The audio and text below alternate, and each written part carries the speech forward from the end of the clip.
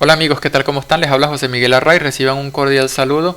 Hoy quiero analizar el video que me han grabado unos hermanos protestantes en respuesta a uno de los capítulos de mi libro Compendio de Apologética Católica. El tema en cuestión que ellos están intentando refutar es el de la comunión de los santos. Voy a ir analizando, escuchando primero el vídeo y voy a irlo analizando. Entonces bien, sin más preámbulo, comencemos. El día de hoy les traigo una respetuosa refutación al escritor e apologista católico romano José Miguel Arraiz. Los créditos de esta refutación son para el cristiano evangélico Roberto Isaac, un gran apologista. La refutación del día de hoy es sobre un argumento escrito de tal apologista católico, basado en Hebreos capítulo 12 versículo 1. Este argumento católico dice lo siguiente: la nube de testigos se refiere a los santos antes mencionados, es algo imposible de negar.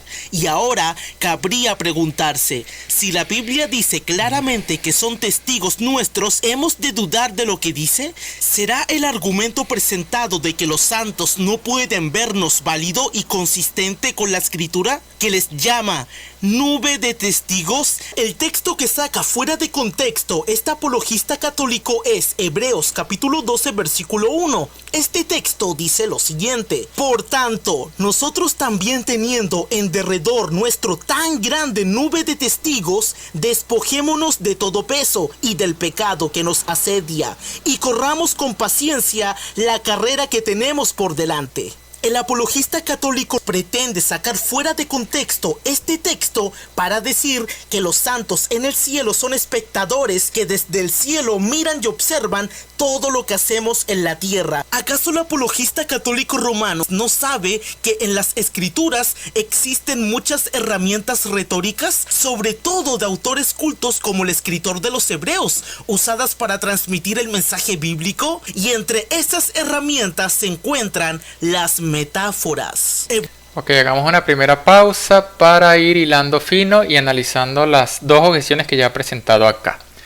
La primera, en donde dice que yo he sacado el texto de contexto. Vamos a analizar el texto, vamos a leerlo y vamos a ver si esto es cierto. Y vamos a ver quién es el que en realidad está sacando el texto de contexto. Dice así el capítulo 11 de la Epístola a los Hebreos: la fe es garantía de lo que se espera, la prueba de las realidades que no se ven. Está hablando ya aquí de esas realidades escatológicas que no vemos, como lo es el reino de los cielos, ¿no? Por ellas fueron alabados nuestros mayores. Por la fe sabemos que el universo fue formado por la palabra de Dios, de manera que lo que se ve resultase de lo que no aparece. Y aquí comienza a mencionar un conjunto de personajes o santos de la antigüedad. Dice: por la fe ofreció a Abel a Dios un sacrificio más excelente que el de Caín. Por la fe Enoc fue trasladado de modo que no vio la muerte. Por la fe Noé, advertido por Dios de lo que aún no se veía. Por la fe Abraham, al ser llamado por Dios, obedeció y salió para el lugar que había de recibir en herencia. Y sigue más adelante: por la fe también Sara recibió, aún fuera de la edad apropiada, vigor para ser madre. Y continúa ahí mencionando persona por persona real que realmente existió, ¿no? Uno por uno. Aquí habla de Isaac, Jacob, aquí habla de los hijos de José, aquí habla de Moisés. Y bueno, y más adelante no hace falta mencionarlos todos: Gedeón, Barak, Sansón, Jefté, David, Samuel y todos los profetas. Entonces bien, justo después de eso, fíjense que dice: por tanto, teniendo nosotros en torno nuestro a tan grande nube de testigos, porque ha mencionado muchos personajes, sacudámonos de todo lastre y el pecado que nos asedia, y corramos con la fortaleza la prueba que se nos propone. Fíjense que en cierta forma sí hay una metáfora. Bueno, se podría decir que hay varias, ¿no?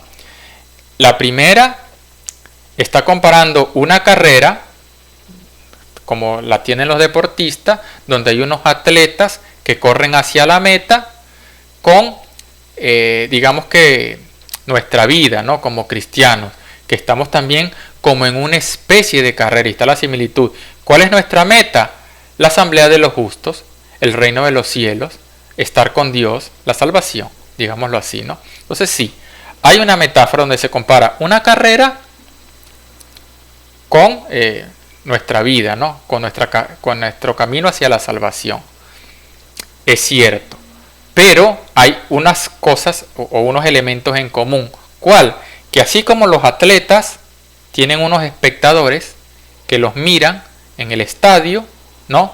También nosotros tenemos unos espectadores, que aquí el apóstol llama nube de testigos. Después que lo menciona, dice, están en torno nuestro y son una nube de testigos. Ahora, ¿en dónde estoy sacando yo el texto de contexto? Simplemente estoy dando la interpretación obvia del pasaje, para dar a entender que sí, creemos que aquellos que nos han precedido, que ya están gozando de la presencia de Dios, se pueden enterar de lo que acontece. Esto es incluso algo de lo más natural. ¿Por qué?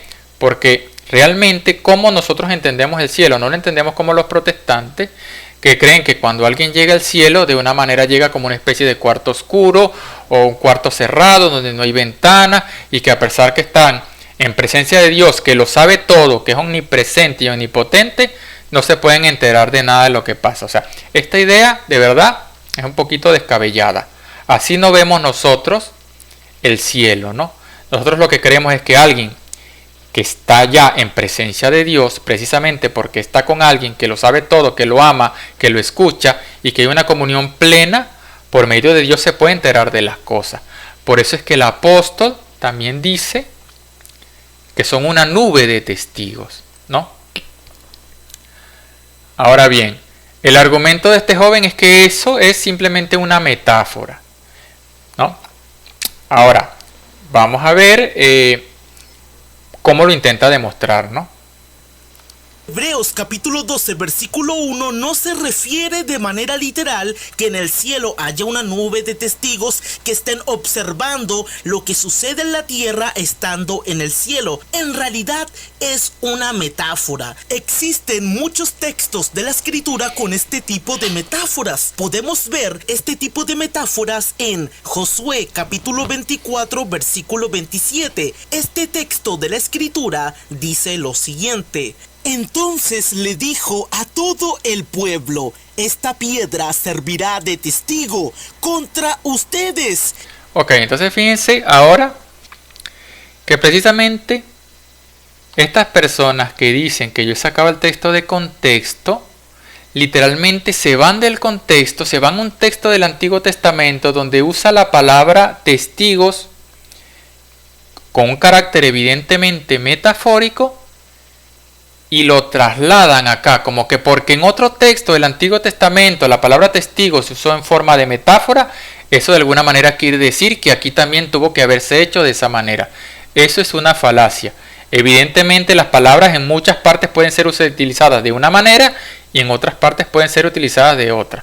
Ahora bien, aclaremos por qué nosotros los católicos no nos parece que eso sea una metáfora, pero antes de eso vamos a repasar un poco el significado de metáfora. Una metáfora no es más que una analogía en donde se compara un elemento simbólico y uno literal. Por ejemplo, cuando Jesús le dijo a Pedro, tú eres Pedro y sobre esta piedra edificaré mi iglesia, estaba haciendo una metáfora.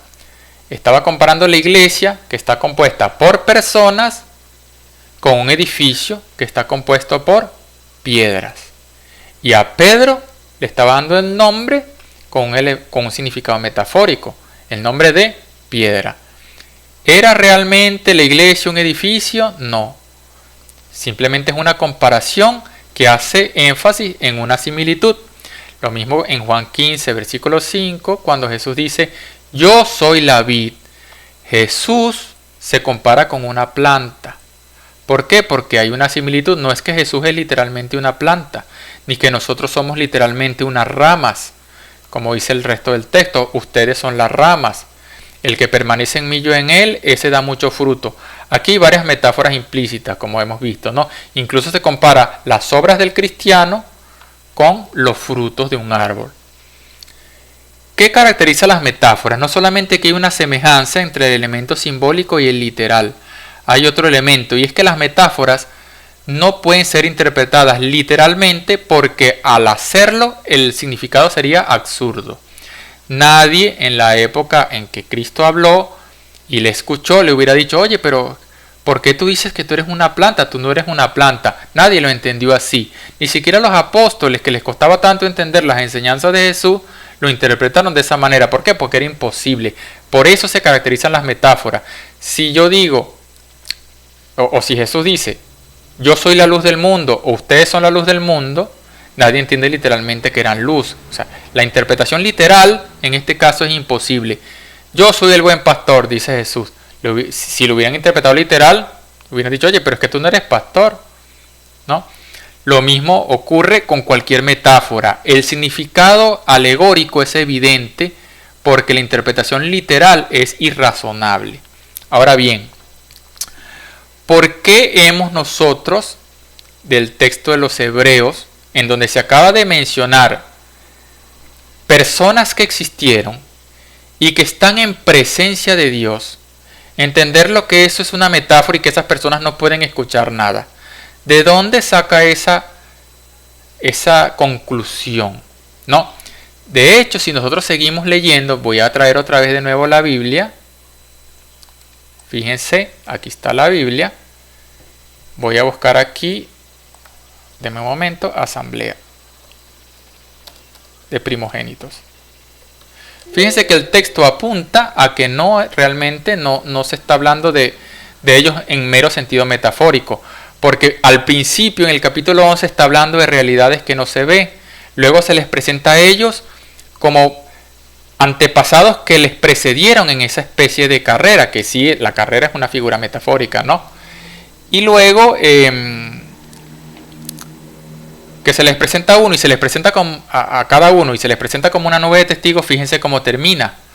Ustedes en cambio se han acercado al monte Sión, a la ciudad del Dios vivo, la Jerusalén celestial, a miríadas de ángeles, reunión solemne.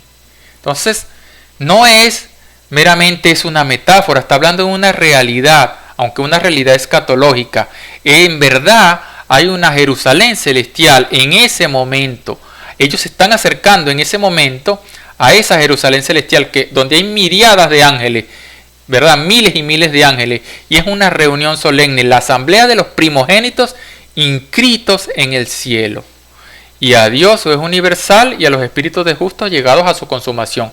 Y está hablando de estos espíritus, de estas personas que están en esa asamblea. Fíjense que no es una metáfora, les habla como los espíritus de los justos llegados a su consumación. O sea, ya están allí en presencia de Dios, ya están gozando del premio prometido. Y los invita a estos cristianos que todavía están en el camino a que se aparten del pecado para que también lleguen y obtengan la recompensa.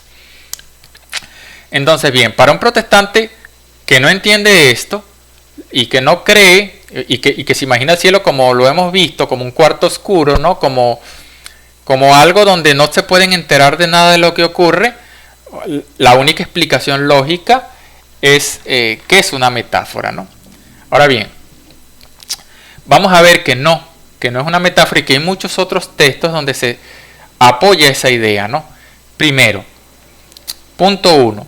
¿Cómo entendemos nosotros, los cristianos, que ocurre cuando una persona muere en gracia de Dios y perfectamente purificada? A lo mejor algunos protestantes de algunas sectas, como los testigos de Jehová y adventistas, piensan que deja de existir, ¿no? Que no existe hasta la resurrección.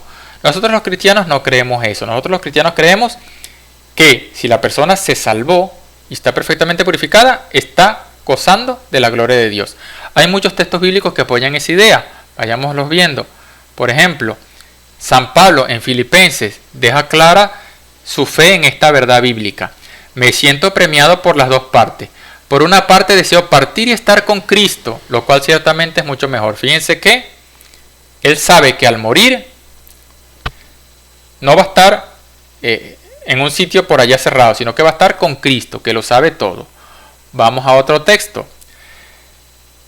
del mismo San Pablo, pero ahora a los Corintios, porque sabemos que si esta tienda, que es nuestra morada terrestre, se desmorona, tenemos un edificio que es de Dios. Está hablando de esa asamblea, la Jerusalén celestial, ¿no? Una morada eterna, no hecha por mano humana, que está en los cielos. Y dice, mientras habitamos en el cuerpo, vivimos lejos del Señor, pues caminamos en la fe y no en la visión. Estamos pues llenos de buen ánimo y preferimos salir de este cuerpo para vivir con el Señor. San Pablo está claro en que apenas muera, apenas salga del cuerpo, ¿dónde va a estar? Con el Señor. Entonces, bien, punto 1, que hemos venido hablando hasta el momento y que fíjense que la Biblia apoya esta idea. Aquellos que mueren en gracia de Dios y se han salvado y están perfectamente purificados, repito, están en presencia de Dios. Ahora bien, ¿por qué creer que aquellos que están en presencia de Dios, que lo sabe todo, no se enteran? Cuando hay textos que dicen que sí. Veamos más textos que nos enseñan que efectivamente sí, estas personas que están en presencia de Dios, a través de Dios pueden enterarse de lo que acontece. Acá veamos el Apocalipsis, dice: cuando abrió el quinto sello, vi debajo del altar las almas de los degollados a causa de la palabra de Dios y del testimonio que mantuvieron, y se pusieron a gritar: ¿hasta cuándo, Dios, dueño santo y veraz, vas a estar sin hacer justicia y sin tomar venganza por nuestra sangre de los habitantes de la tierra? Entonces se le dio a cada uno un vestido blanco y se le dijo que esperasen todavía un poco hasta que se completara el número de sus consiervos y hermanos que iban a ser muertos como ellos. Ven, este sería otro texto que los protestantes dirían es una metáfora. Pero es una metáfora. No puede ser interpretado literalmente, no es lo que parece, porque si nosotros leemos acá, está hablando de las almas de los degollados, las almas inmortales de esos cristianos que murieron dando testimonio de la palabra de Dios. ¿Y qué se deduce de ese texto? Varias cosas. Primero, que ellos de alguna manera se enteran de lo que acontece. ¿Por qué? Porque si no, no sabrían si se les hizo o no se les hizo justicia. Si estuvieran por allá en una especie de cuarto cerrado, sin ventana, como lo imaginan los protestantes, no sabrían si ya Dios les hizo o no les hizo justicia. Pero como están con Dios, como están en su presencia y Dios lo sabe todo, ellos saben que no se les ha hecho justicia. Eso es lo que deja implícito este texto. Entonces, punto 1, se enteran de lo que ocurre. Punto 2, le pueden hacer peticiones, porque le piden: Señor, ¿hasta cuándo estarás sin hacernos justicia? ¿Hasta cuándo? O sea, ellos saben los eventos que han ocurrido y saben que hasta ese momento no les han hecho justicia. Entonces, segundo, pueden hacer peticiones. Algún hermano dirá, como me han dicho muchos, algunos de estos hermanos protestantes: bueno, eso solo demuestra que pueden pedir por ellos, no por los demás. O sea, hemos de creer que porque en este momento estaban pidiendo por ellos, en otro momento no pueden pedir por sus hermanos a los que aman, por sus hijos, sus familiares. No, parece que solamente se volvieron egoístas cuando llegaron al cielo. Si en la tierra pedían por todos sus hermanos, obviamente en el cielo todavía más, porque la comunión de amor es aún mayor, ¿no? Entonces, bien, punto 2, pueden hacer peticiones. Punto 3, Dios les responde. Fíjense que Dios, aunque les dijo todavía no, y les dio unos vestidos blancos, les respondió, ¿no? Y al final sí les va a conceder el deseo, ¿no? Les dijo espérense todavía un poco, o sea, no les dijo que no. Entonces, punto 3, pues, no solamente pueden hacer peticiones, sino que Dios les escucha y les responde. Entonces, hemos de creer que aquellos que están en Hebreos no se enteran de nada, cuando aquí estamos viendo que los que han muerto ya de alguna manera sí lo hacen. Fíjense otro ejemplo.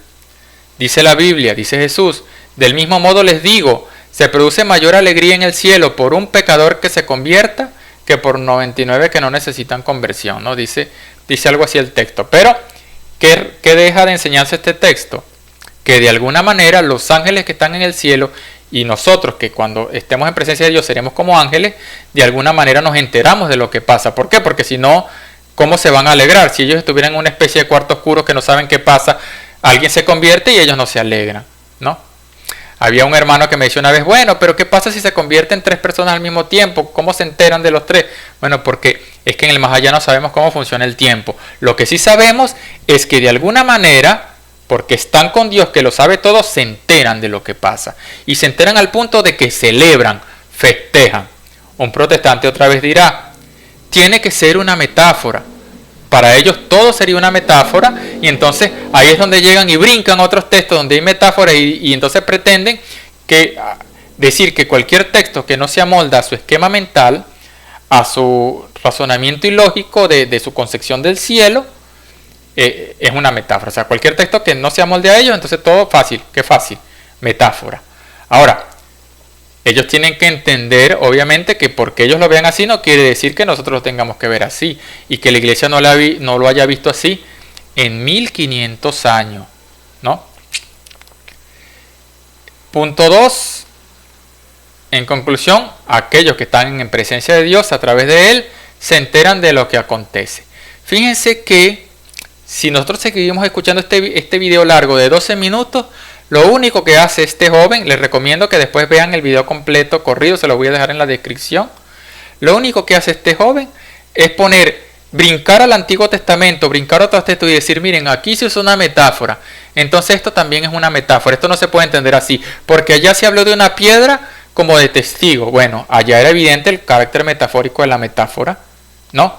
Aquí no, porque aquí te está hablando precisamente de todos esos justos que no son una metáfora, en verdad vivieron, en verdad está en presencia de Dios, y en verdad te lo está presentando como una asamblea de los primogénitos inscritos en el cielo, los espíritus de los justos llegados a su consumación. De metáfora no tiene nada, ¿no? Ahora bien, fíjense para que vean que lo que hace es seguir en en el mismo hilo.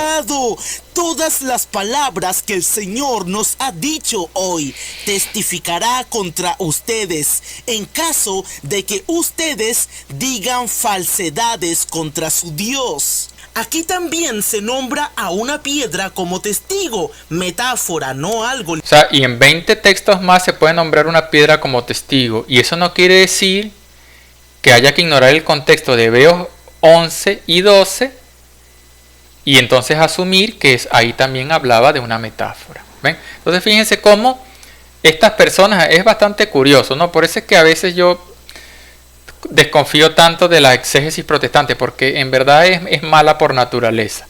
O sea, pensar que acusar a otros de salir del contexto cuando son ellos los que agarran un texto y para darle el significado brincan a otro que nada tiene que ver. Es que como cuando Jesús llega y le decía a Pedro, sobre esta piedra edificaré mi iglesia, y ellos dicen, no, pero es que en otro texto, por allá Jesús se hace llamar piedra o roca.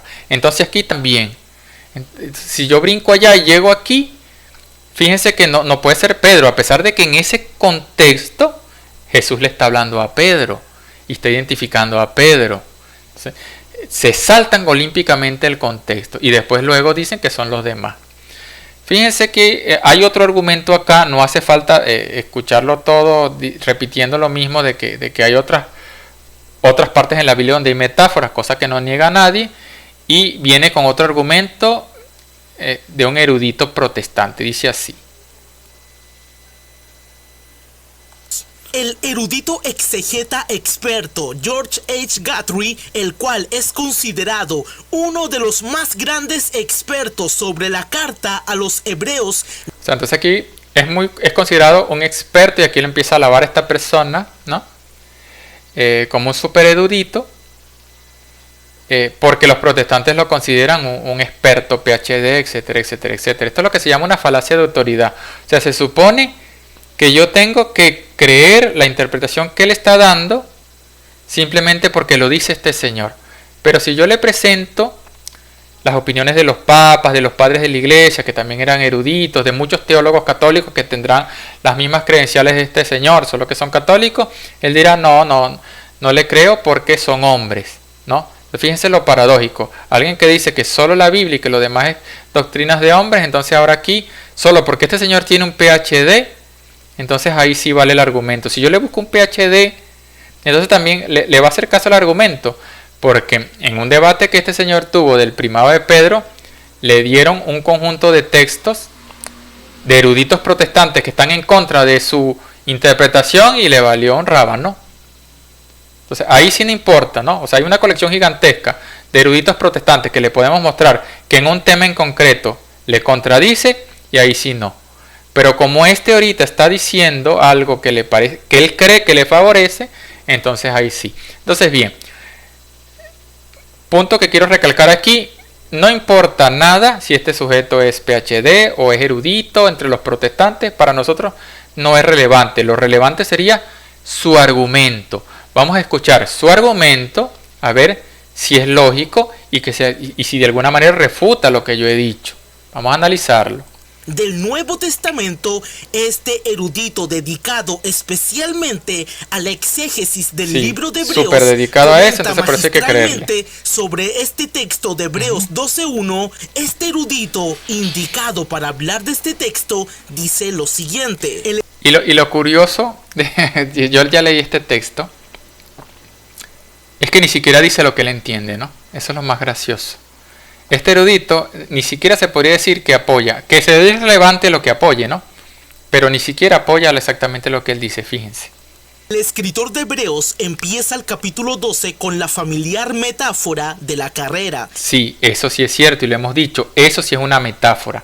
Se está comparando una carrera literal en la que van los deportistas con la vida del cristiano. Pero ahí es donde está lo bonito de la metáfora, que hay una similitud, ¿no? Es lo que decimos. Que así como en las carreras hay unos espectadores, nosotros en nuestro camino hacia la salvación también hay unos espectadores. Aquí eran los espectadores del estadio, aquí son estos mártires y santos que nos precedieron y que están en torno nuestros como una nube de testigos. Ahí es donde está la similitud. Es una metáfora en ese sentido, sí. La vida no es literalmente una carrera, ¿no? Y la salvación no es literalmente una meta con un trofeo que nos está esperando en físico. Sí hay una metáfora, pero una metáfora que nos habla de una similitud que es real, ¿no? Que en verdad estas personas están en el cielo y nos observan, ¿no? Presentando un enérgico reto a los cristianos para que perseveren en un compromiso maratónico con Cristo. El autor elabora una transición lógica entre los capítulos 11 y 12. Fíjense que los capítulos 11 y 12 están en continuidad, que es lo que hemos dicho. Con la partícula, por tanto, tagarún, y con una referencia a la multitud tan grande de testigos. Ok, una multitud, fíjense que está hablando de una multitud grande de testigos. Los ejemplos de fe recién expuestos con 12:1. Vuelve a dirigir el foco sobre su propia comunidad de fe, usando la primera persona del plural para desafiar a esta congregación a que se reconozca como parte de la gran multitud llamada a vivir por la fe. La base... Entonces fíjense que está hablando de la gran multitud, o sea, incluso siendo protestante, hasta este momento no estoy en desacuerdo con lo que está diciendo. Está analizando el texto realmente como lo he hecho yo. Y dice efectivamente que está pidiéndole a estas personas que se reconozcan como esa parte de esa gran multitud, que ya parte obviamente está allá, ¿no? Llamada a vivir por la fe. Para esta exhortación ha quedado bien establecida con la lista de ejemplos del capítulo 11. Los autores de la literatura clásica usaban la imagen de una nube para describir a un grupo de muchas personas. Y nuestro escritor utiliza en el griego esta metáfora con un énfasis añadido cuando señala... Fíjense, entonces claro, me imagino que este joven pensó que como aquí habla de metáfora, él dice, ven, este erudito protestante está apoyando a mi punto de vista de que todo eso es una metáfora. Lo que está diciendo allí, ¿no? Es que así como, se utiliza la metáfora de la nube para referirse a una gran cantidad de testigos, ¿no? Multitud tan grande de testigos. No está diciendo, sí evidentemente es una metáfora porque estos testigos no son literalmente una nube. Eso sí es una metáfora. Lo que no es una metáfora es el significado de que en verdad existen estos testigos. Eso es lo que no es metafórico. Obviamente no es una nube, eso es una metáfora. Por eso es que este erudito protestante dice que usa esta metáfora de la nube para hacer referencia a estos testigos. Pero no quiere decir que estas personas que se salvaron no estén en presencia de Dios. Y que no estén ya habiendo obtenido el premio de la salvación, ¿no? Señala a la multitud de personas mencionadas en el capítulo 11 como literalmente una nube tan grande. Pero ¿en qué sentido son los héroes de la fe una gran nube de testigos para la comunidad cristiana? Algunos, a la luz de la imagen de la carrera, han entendido esta confesión con el significado de que millares y millares de fieles de Dios de todos los tiempos están ahora sentados en las tribunas de la eternidad, observando cómo los cristianos tratan de vivir para Cristo en el mundo. La palabra testigo martis puede llevar ciertamente el significado de espectador, como en Timoteo capítulo 6, versículo 12, y rodeados. Perilimenón nos recuerda el antiguo anfiteatro con sus gradas. Entonces fíjense cómo, qué curioso, ¿no? Este erudito, aún siendo protestante, está diciendo lo mismo que he dicho yo, ¿no? O sea, y esta persona cita esto como falacia de autoridad, pensando que de alguna manera apoya su argumento cuando no es así. Aquí, de hecho, fíjense lo que dice, vamos a ponerlo un poco más grande, ¿no? ¿En qué sentido los héroes de la fe, una gran nube de testigos? ¿En qué sentido son los héroes de la fe una gran nube de testigos para la comunidad cristiana? O sea, ¿en qué sentido son esa nube de testigos? Algunos, no lo está afirmando taxativamente, está diciendo lo que opinan algunos, a la luz de la imagen de la carrera, han entendido esta confesión con el significado de que millares y millares de fieles de Dios de todos los tiempos ahora están sentados en las tribunas de la eternidad, observando cómo los cristianos tratan de vivir para Cristo en el mundo. Es lo mismo que acabo de decir y que he dicho en el capítulo de mi libro. Ellos observan.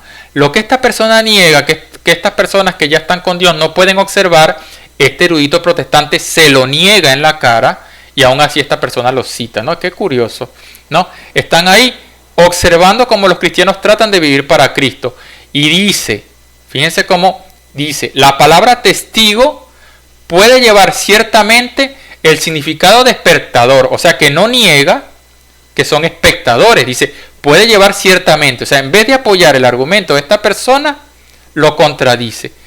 Y dice, ejemplo, como en Timoteo, 1 Timoteo 6:12, y dice rodeados, ¿no?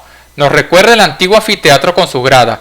¿Cuál es la metáfora? Que es verdad, así como en la carrera los atletas estaban rodeados en unas gradas por los espectadores, nosotros estamos rodeados por esa nube de testigos. Entonces fíjense cómo, incluso, qué curioso, el erudito protestante que esta persona trae, que para nosotros sería una opinión más de un protestante que está bien, tiene estudios, etcétera, pero no sería más valiosa que la de los papas o los padres de la iglesia, incluso esa posición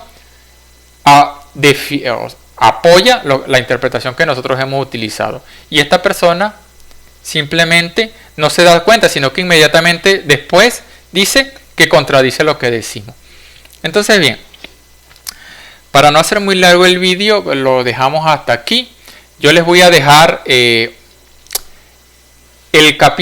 los dos capítulos completos donde trato este tema en la descripción y voy a tratar de colgarlas aquí arriba en el video, si puedo, si no, igual búscanos en la descripción del vídeo, donde no solamente trato este argumento, sino que trato los demás argumentos que tienen que ver con el tema de la comunión de los santos. Les recomiendo que lo lean, porque como ya les he dicho anteriormente, en estos videos de YouTube, yo estoy hablando sobre la marcha, ¿no? Y a veces cometo imprecisiones y no digo las cosas de la mejor manera. Es mejor, por favor, aparte de esto que les dejo aquí, leer el artículo, que es donde en verdad me tomo más el tiempo para redactar bien los argumentos. Así que bueno, hermanos, eso es todo por ahora. Dios me los bendiga y nos vemos en el siguiente video.